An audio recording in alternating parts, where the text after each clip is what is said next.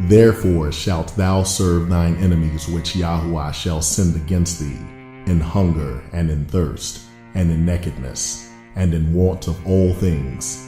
And he shall put a yoke of iron upon thy neck, until he have destroyed thee.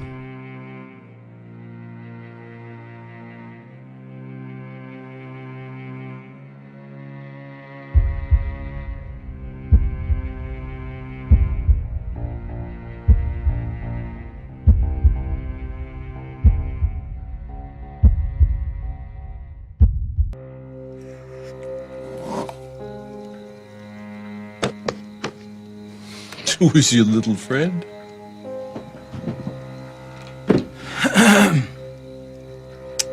This is Ben. He's an old Joe that lived around here for a long time. And I do mean a long damn time.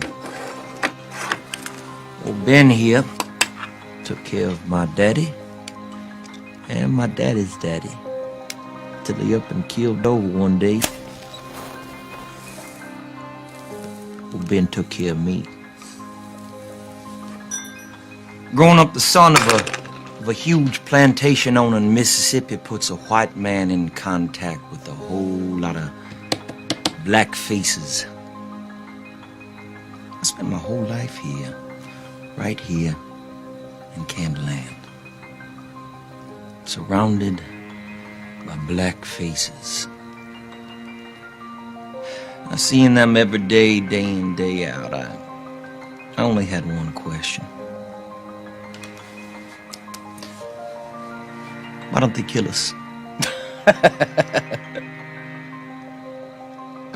Now, right out there on that porch, 3 times a week for 50 years, old Ben here would shave my daddy with a straight razor.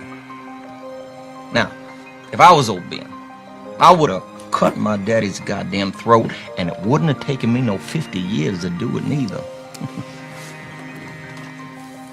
But he never did. Why not? You see, the science of phrenology is crucial to understanding the separation of our two species. In the skull of the African here, the area associated with submissiveness is larger than any human or any other subhuman species on planet Earth.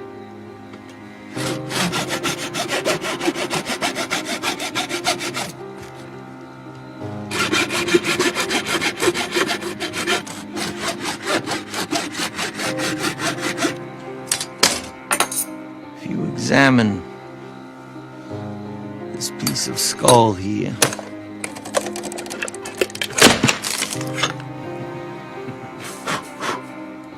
notice 3 distinct dimples.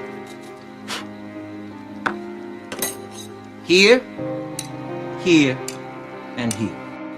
Now, if I was holding the skull of an Isaac Newton or Galileo, these 3 dimples would be found in the area of the skull most associated with creativity. This is the skull of old Ben. And in the skull of old Ben, unburdened by genius, these 3 dimples exist in the area of the skull most associated with civility. Now, bright boy, I will admit you are pretty clever. But if I took this hammer here and I bashed in your skull with it, you would have the same 3 dimples in the same place as old Ben.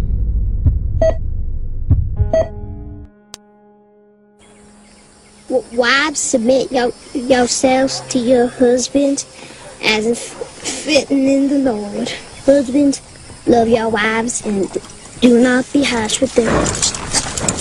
Children, obey your parents in everything, for this pleases the Lord. Slaves, obey your earthly masters in everything, not only when their eye is on you and to curry the favor, but with sincerity.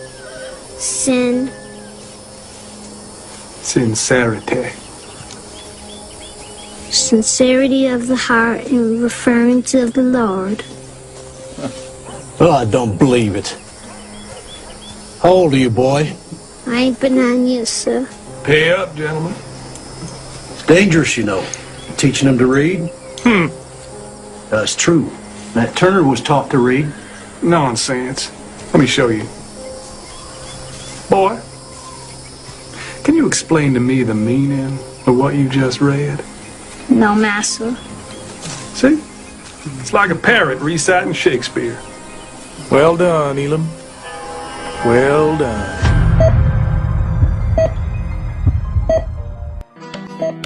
Imagine you and your family living in this barn, forced to live like animals and with animals.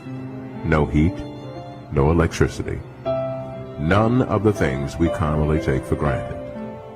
This is the case of one family, held as slaves up until the 1960s.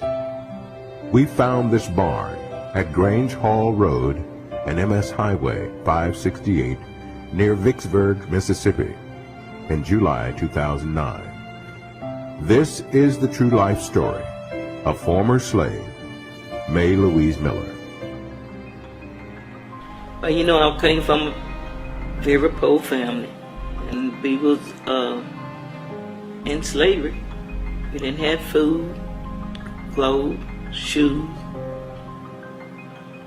We really didn't have much of nothing.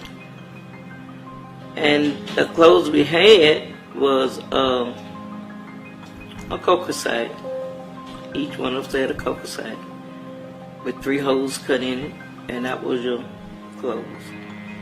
Your shirt, pants, and underclothes, or whatever you want to call it, dress. We had no shoes.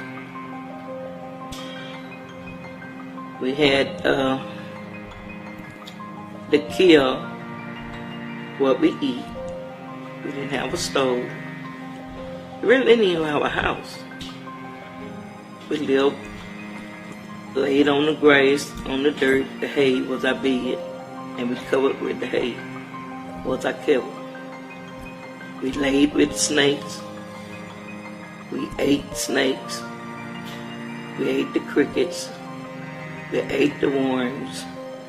We ate the birds. We ate the bird eggs. We ate the rabbits. We ate the frogs. We were just kind of like Tarzan. Whatever was there come in front of you, that was your meal, if you caught it. And that was our motto. It was more than me, but I don't call names. But if we caught a worm, each one of us took a bite of that worm. If we caught a cricket, although you think a cricket will do, but we broke it into pieces that each one of us could have a piece of that cricket. If we caught a fish that done washed on the bank side, whatever, when we bit it, everybody took a bite.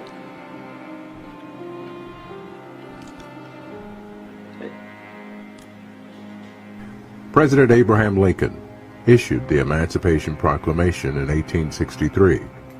By 1865, the 13th Amendment, abolishing slavery, had become constitutional law in most states, and in 1865, Lincoln became the first U.S. president to be assassinated. During Reconstruction, most southern states ratified the 13th Amendment. However, they also put in place a series of laws that severely restricted the rights of African Americans called the Black Codes. Mississippi was the first state to institute the Black Codes, and its legislators didn't ratify the 13th Amendment until March 16, 1995. Johnny Thomas is mayor of Glendora, Mississippi. Thomas also grew up in slavery. Everybody else was in charge of you. That was a big part of me looking at how we had to go to the owners to get anything. They had their own plantation store. That's where we had to eat from. That's where my mom was always in debt. We never had anything, you know, growing up. That was tough time. Now, what were you telling me about this area? Oh, well, I was just talking about this being a plantation type of community, and pretty much in the shape that it's in because individuals hoped that it went back to the cotton field as such. What do you mean by plantation type? Well, we was created around plantations. This entire area here was pretty much farmers, and now they are pretty much mechanized and corporate farming. Therefore, leaving individuals here to fend for themselves and hopefully to keep the status quo.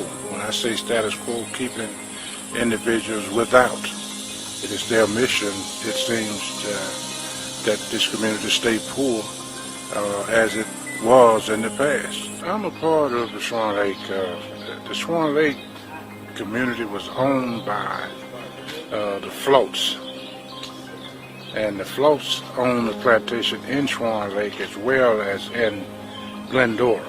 In July of 2009, not only did we interview Mae Louise Miller, who was a former slave until the 1960s, but we uncovered a present-day plantation. We're concealing the identities of those living on this plantation to protect them from any repercussions. If you had housing in the city, would you move? Where you would pay like $70 a month?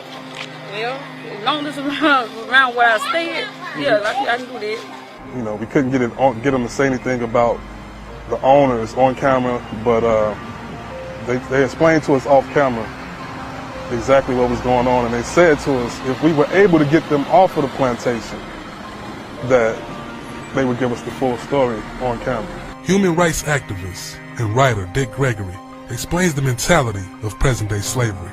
And so you sit and you look at a mentality. And so when I looked at that film, I didn't think about my mother. They would bring my mother to the house. And when they bring my mother to the house, one of us would have to go with my mother. So the master said. And so this would have been a particular time that I had to go with my mom. So they raped my mom. And when it came to me, I was sitting there crying because, when you don't know what's going on, I was sitting up there crying in this. And so the lady said, they coming to me. So the master's wife said to him, and the other brothers or whoever they were. And she said, and they was sort of looking, and she said, oh no, no honey, no, no. And she says, she's not even a heifer yet. I didn't learn what that word was till over in the 70s. And she said, she's not even a heifer yet. She's just a yearling. You can't. But they gagged my mouth, and they raped me just like they did my mama. And there I was laying in that pile of blood. A little bit of girl didn't know what to do. And his wife had to clean me up. But that never stopped. And I remember telling my mom, if you go tell that old nigger what happened here today, we's gonna kill everybody. We took this issue of present-day slavery pinnage to Capitol Hill. We contacted members of Congress to get a reaction, but were not surprised when they said they would, but never set up a time to be interviewed. Yahweh shall bring a nation against thee from far, from the end of the earth, as swift as the eagle flieth, a nation whose tongue thou shalt not understand, a a nation of fierce countenance, which shall not regard the person of the old, nor show favor to the young. And he shall eat the fruit of thy cattle and the fruit of thy land until thou be destroyed, which also shall not leave thee either corn, wine, or oil, or the increase of thy kine, or flocks of thy sheep, until he have destroyed thee.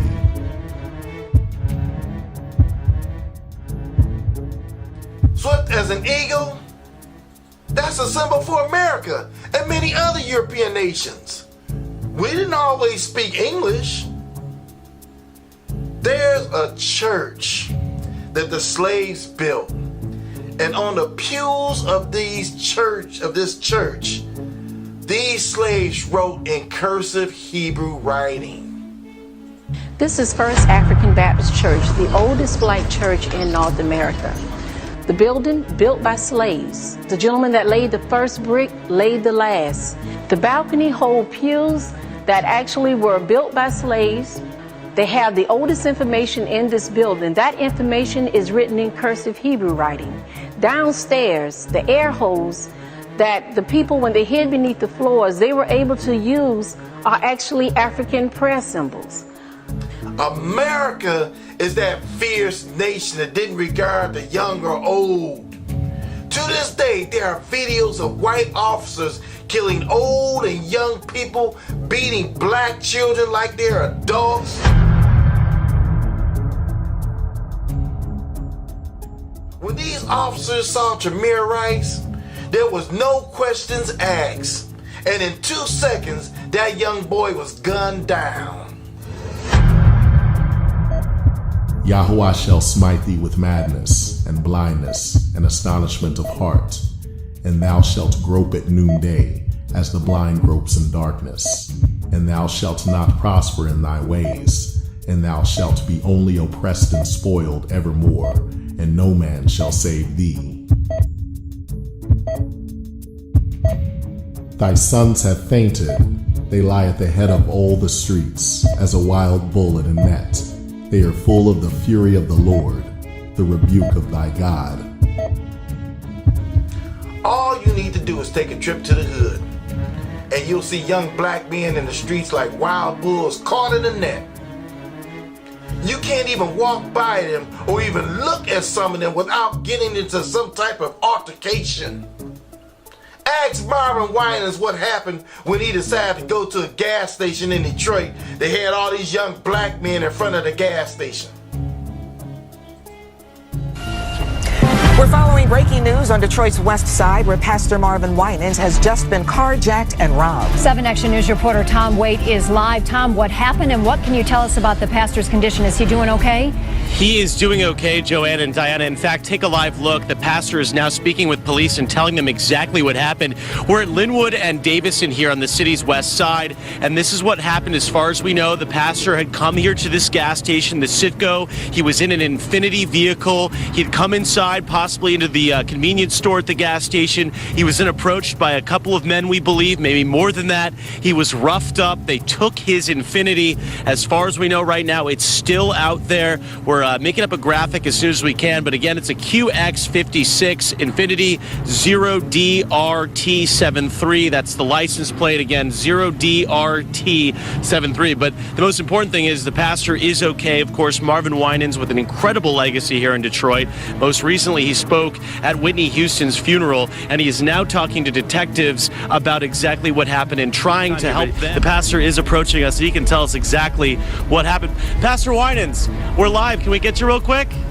Come on over. Obviously, he's being good enough to talk to us here, and certainly a scary situation for him. Thank you, Pastor. We appreciate it. We're actually just live talking about what happened here.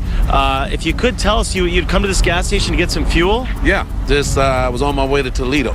Oh my gosh, what happened? And came into the gas station, and when I walked in, there was just at least 10 young men in the station, and when I came out, about 4 of them followed me out, and I watched, and being aware of my surroundings, I pumped the gas backwards, looking at them. And then when the gas kind of spilled over. I looked down, and then one of them came and hit me, and then the other ones came out and just punched me. And yeah, you got a cut right. Yeah, and I think I'm gonna go check my hand out. And quite savage, you know. And I just, you know, I'm from Detroit. I live in Detroit. I love Detroit, and I just didn't want to be, you know, when you walk in, you say, this is not a good situation. Right, you kind of knew something was going down. I should have turned. I said, I'm not going to be afraid of us. I'm not going to be afraid of sons and our. And do you think they knew who you were? I don't think they did. I really don't think they did. And if they did, it didn't make much difference.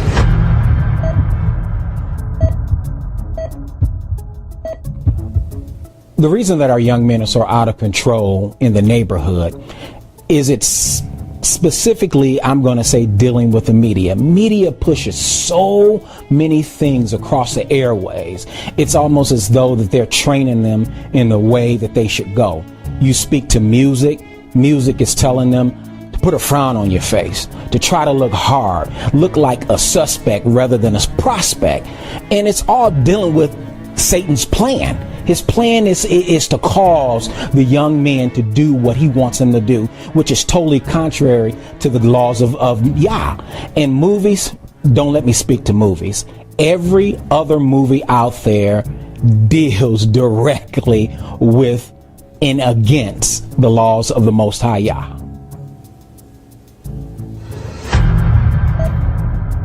Thou shalt betroth a wife, and another man shall lie with her. Thou shalt build an house, and thou shalt not dwell therein. Thou shalt plant a vineyard, and shalt not gather the grapes thereof. I remember watching a documentary called Big Sugar. The documentary shows that even in these modern times, slavery is still going on. I dare you to watch it. It's called Big Sugar. It's about a sugar plantation company owned by the Fanho family.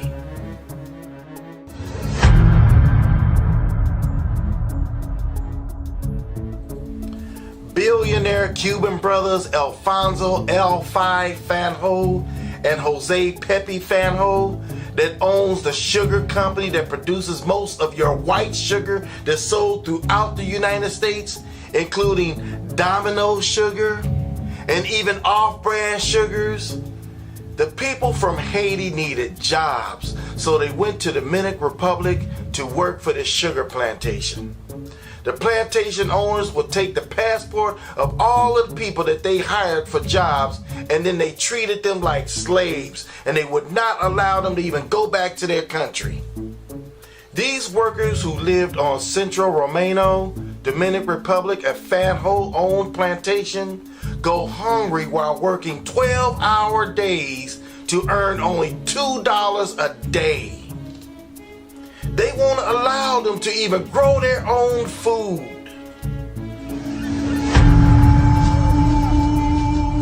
In the 1980s, working conditions at the Fanho's Florida sugar plantations had come under attack. Migrant workers were brought in from the Caribbean to cut cane. It was a harvest of shame. The abuse was so horrible. It was basically indentured servitude. These people worked all day long for almost nothing. They went home that night, and if they wanted food, they had to buy it from the very same people they were working for. What I saw was straight out of a book before the Industrial Revolution. I felt like I had stepped back 200 years. Most of the estimated 650,000 Haitians working sugar in the Dominican Republic are kept stateless. They are pariahs, looked down upon by Spanish Dominicans, and forbidden to leave the sugar plantations.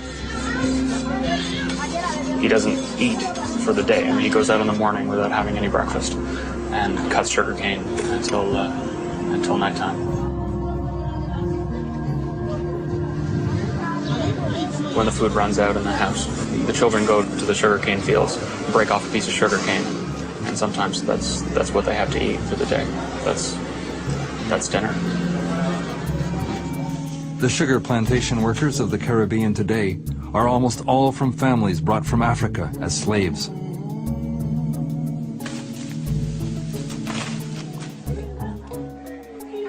Fanhull's security is never far away. I met one family that had tried to grow some of their own vegetables, but it's against the rules. Even the families that have tried to plant vegetables have them torn up by the company.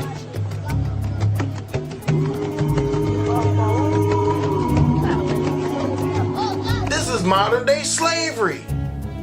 Many of their workers have died as a result of working for the sugar plantation. Yet some people are teaching this lie that the billionaire Cuban Fanhull brothers are Hebrew Israelites. Also notice how Chris Tucker is seen shaking this racist hand of Mr. Fanhull. Domino Sugar is Dominican sugar. Not only do they own Domino Sugar, but also Florida Crystals, CNH Sugar, Red Path Sugar, Tate and Lyle European Sugar. This is why I no longer buy these brands of sugars or white sugar or any sugar from Florida. I don't want to be a partaker of the slavery and killing of the blacks of Dominican Republic and Haiti. Many of the sweet items you buy in the store today are sweetened with their sugar.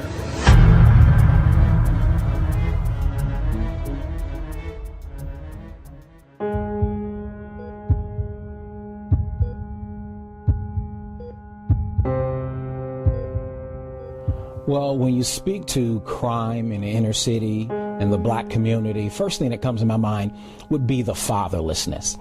A lot of times there isn't that father in that home to be that authority figure dealing with that, specifically that boy, and grooming him into being a man. A lot of times that father could sometimes be a bad example. He'll show him how to do something without even showing him.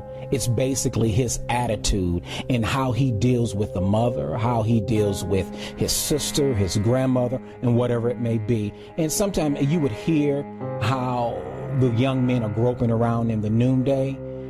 Nothing else to do. Pride is right there, and they won't swallow their pride in order to just get their point across. I wrote an article once, put it in a magazine with a woman that was practically naked on the front. So I thought some men might read it. And the article was called Losing 19. And it was about young black men that used to come into my courtroom and say stuff like that to me. I'm not going to do probation. I'm not going to get a job and all this kind of stuff. I'd rather you just lock me up because I can jail and it's really not a problem. And they don't take care of their kids, and they don't mind going to jail. They go to jail like I pay taxes. It's a cost of doing business, and they never get anywhere in the world. They just kind of like screw up as a matter of life. And I called it Losing 19 because here me, a sister, is required day after day to put another 19-year-old, another 20-year-old in jail for stuff they really didn't have to do. And all I see is a person never being a man. All I see is another 2 or 3 sisters never having a father for their children or never having someone to look up to. All I see is myself as an old lady who will never have young black brothers out there to take care of me because they never handled their life. Now, wait a minute. There's some wonderful brothers out there. Good, solid brothers. But all I got to see was you. And it hurt my feelings. When you jail, we jail too, because we don't have access to you. We need you out there taking care of your business, and not just about the financial business, but the emotional business. We need love and support. We're always talking about sisters in a bad mood and cranky, because we haven't got you. We need you. And you don't have the right not to take care of your business, because if you don't take care of your business, we are out there and we are out there alone, and we can't do it that way. Do you hear me? Fatherlessness in our family, even though, naturally we all have fathers, but from generation to generation, we see where the male is not in the home, you know, and it's just the women raising the children, and even, you know, not getting married, and, you know, the promiscuity and children outside of marriage, you know, and it just seemed like nobody's getting married, you know what I mean, from the grand, you know, the aunts and the uncles all the way down to the children and the grandchildren. They're having children, but, you know, where are the husbands, where are the families, where are the units, you know, and then if the male, you know, is in the picture, usually they're the ones that's going to take care of the kids instead of the mothers, or, you know, and it just goes on from that. You know, one of the curses I didn't know as a young child, but I know now, was being separated from my mother. And, you know, she was diagnosed at the age of 16 with schizophrenia, manic depressive, paranoia, you know, and she had us, and we were sent off into the system. So, you know, we grew up in the system, you know, group homes, foster homes, group homes, foster homes. And I did that until the age of 13, when I was just fed up and I didn't want to listen to nobody, again in the curses, and wanting to do, you know, my own thing. And I left home and went out selling drugs, you know, trying to fend for myself. Ended up getting molested and raped and all the generational curses. And, you know, I didn't realize that then, you know, that's what it was, until I came into this truth. And now I know and understand why I went through that and pretty much had to go through it, you know, in order to get to this point in my life. So, you know, I used to be regretful about it, but not so much anymore, you know, because I know why. The curses of Deuteronomy affected me. I think it started from whoremonger, knowing from generations passed down from my father, grandfather, on both sides. I've seen it really strong when it came to me. You know, I thought it was cool, you know, from my understanding, to have different women and just go out there and get as many women as you can and hurt your own people, our own women, and make them feel how they want to feel just to get what you want. And I've seen that through generations. And my brothers taught me, my fathers taught my brother, and I even seen my father do some of these things. And at that time, I was teaching my little brother to do the same thing that I was doing. And so, and he was following the same steps that I was doing. And so, just to see that then and where I am, I'm really like, it's crazy, because when I really decided to, like, I really need to change and stop, it was much more difficult. And I really didn't know what was going on. I just thought, like, man, I just love women or something. But I didn't realize it was something deeper that was pulling me into a situation, or pulling me in a downward spiral away from my family. And I could say this has affected my family many times, from me, you know, stepping out at times my own, you know, committing adultery, you know, fornicating and doing things like that are not only hurting me, but, you know, hurt my wife, hurt my children. And then what possibly am I showing my children? Generational curse. Sleeping from women to women to more women as possible. So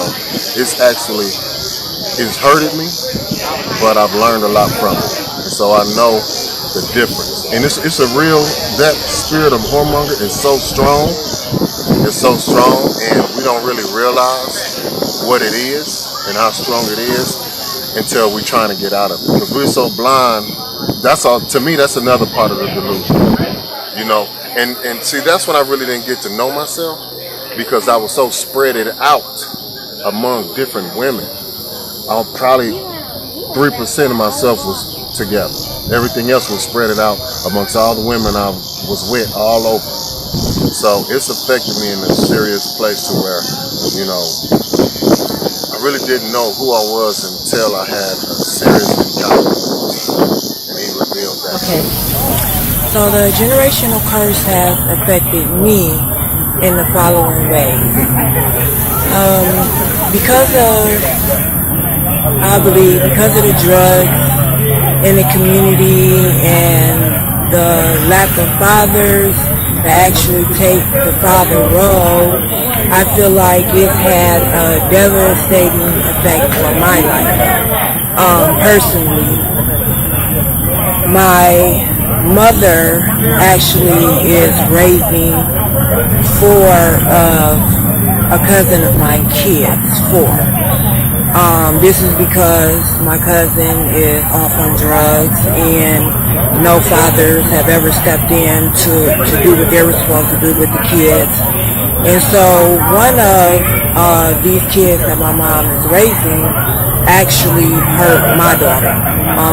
When my daughter was 8 years old, she was molested by my so-called brother, and this has devastated my life for the past 9 years.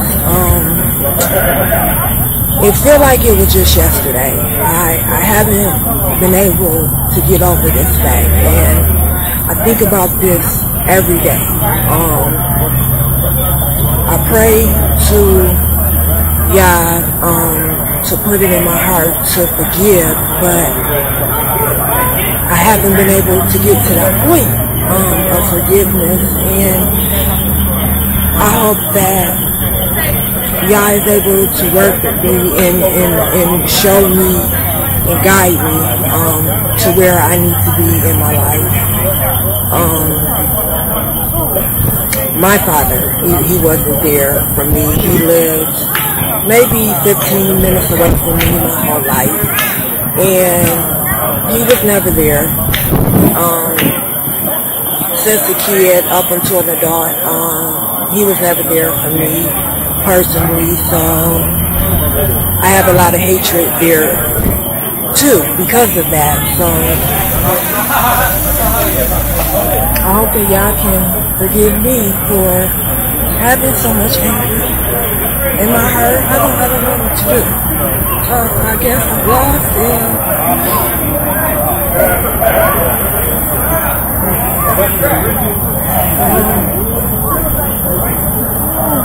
yeah, that's how the generation curse has affected me.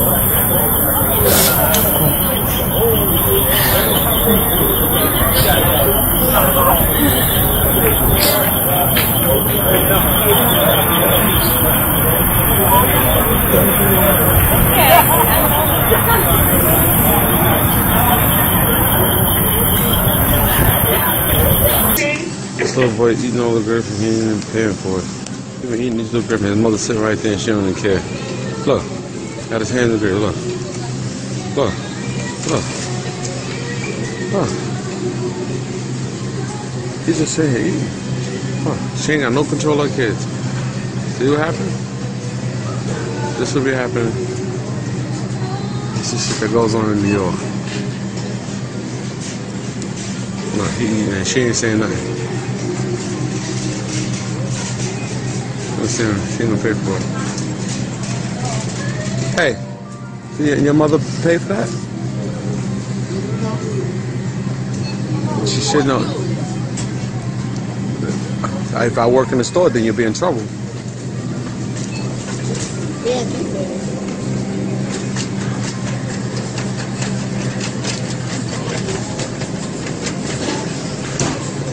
Miss, your kid's sitting over here eating all the grapes. Look at him. He's sitting over here eating all the grapes.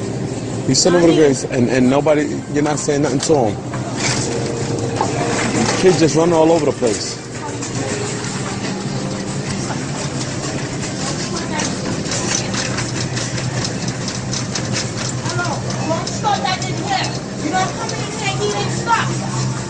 Why are you eating a stuff? Who are you talking to like that? Watch him out. Don't give me back shot. Don't give me back shot. Don't do that. Listen, don't give me back shot. This bitch is bugging out. You don't give me back shot. Listen, don't play with me. You want to beat your ass. You bugging out. Listen, I will beat your ass. Don't play with me, boy. Why don't you fucking play with me? Listen, who you? Listen, Ronnie, don't fucking play with me, yeah? Don't fucking play with me. You raising your hand for me? You raising your hand for me, boy? Oh, you raising your fucking... You got mad? You got mad? You got mad? Get over me. This is very, Go hit your mom like that. What the fuck wrong with y'all? Get up. Get up. Stop. Get up. I was trying to bring it out. Give me.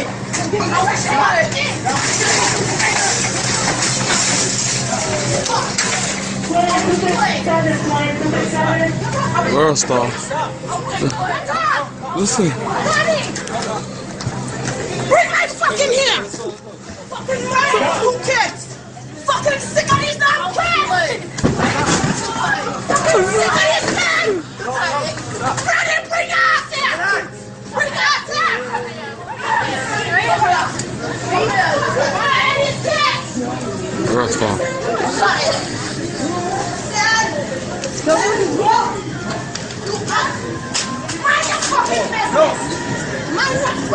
You gotta take that outside, yo. You gotta take that outside. Let's fucking party, boy. What the fuck? World star. I'm trying to help you.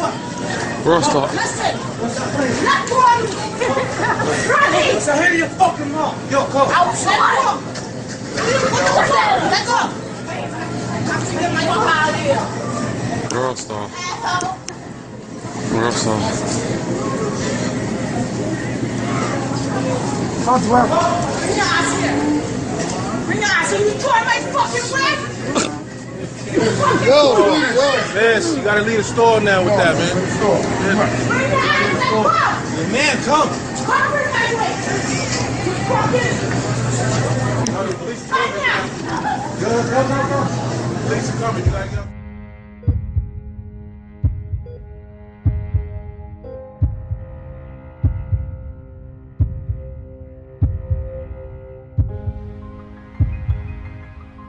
How generational curses and dysfunction is passed along in the black community. One, alcoholism. Father sitting up there drinking, mother sitting up there drinking, grandma sitting up there drinking. Even I've seen in different situations where you get that whole black thing, dip the pacifier inside of the booze, if you will, and that'll put that baby to sleep. You're starting off something right now. You're ingraining, like giving them, you're passing along that taste right out the womb with a pacifier. And not to mention drugs, drug abuse. I've known one gentleman went through a situation right when the crack epidemic came across, where he did crack right in front of his younger sibling or brother, letting him know that, hey, this is what you do. Don't do what I do, do what I say, if you will. And the domestic violence, there it is again.